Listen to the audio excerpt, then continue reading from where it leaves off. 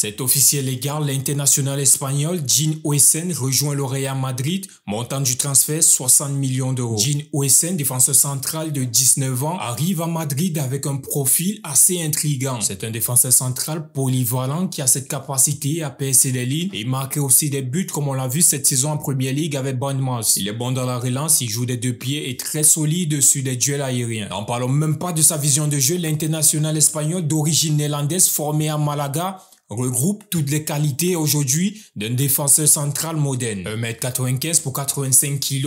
Si on peut parler d'un inconvénient aujourd'hui dans son style de jeu, il a un manque d'agilité et de mobilité dû à sa taille. Ce sont des défauts qu'il faudra prendre en compte lorsqu'il rencontrera des avant-centres qui sont assez vifs. Mais dans un système bien structuré, Gin Huysen, c'est le cauchemar des avant-centres pivots. Du côté de la direction du Real Madrid, on s'active sur le cas Álvaro Carreras. Selon le média espagnol Relevo, le Real Madrid a actuellement un accord verbal avec le latéral gauche de Benfica. Les négociations sont toujours en cours et le club espère une signature avant le 26 mai. Mais cela reste assez compliqué pour la direction du Real Madrid qui prépare la Coupe du Monde des clubs à partir du 14 juin. Le club veut absolument que Xavi Alonso, Gin Huysen, Álvaro Carreras et Trent Alexander-Arnold participent à la Coupe du Monde des clubs à partir du 14 juin. À l'heure où je vous parle, Álvaro Carreras pourrait signer au Real Madrid pour une durée de 6 années avec un salaire net avoisinant entre 8 et 9 millions d'euros. Notons aussi le fait que Théo Hernandez, l'international français, a proposé ses services au Real Madrid,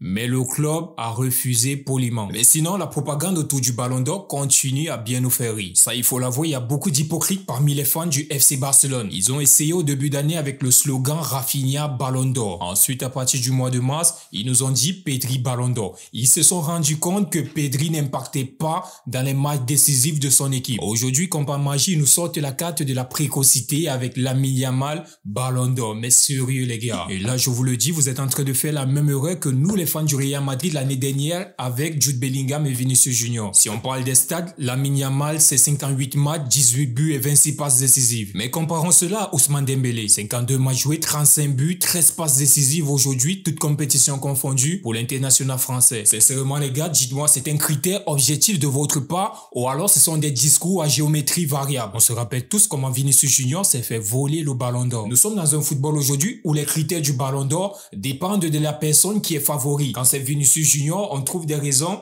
mais lorsque c'est un joueur du FC Barcelone, là, vous retournez la situation à votre faveur. Les gars, arrêtez ça, ça n'avance pas le football. Merci d'avoir regardé cette vidéo jusqu'à la fin. N'hésitez pas à liker, commenter et surtout, abonnez-vous à Inside Football. C'était la pépite. Let's go!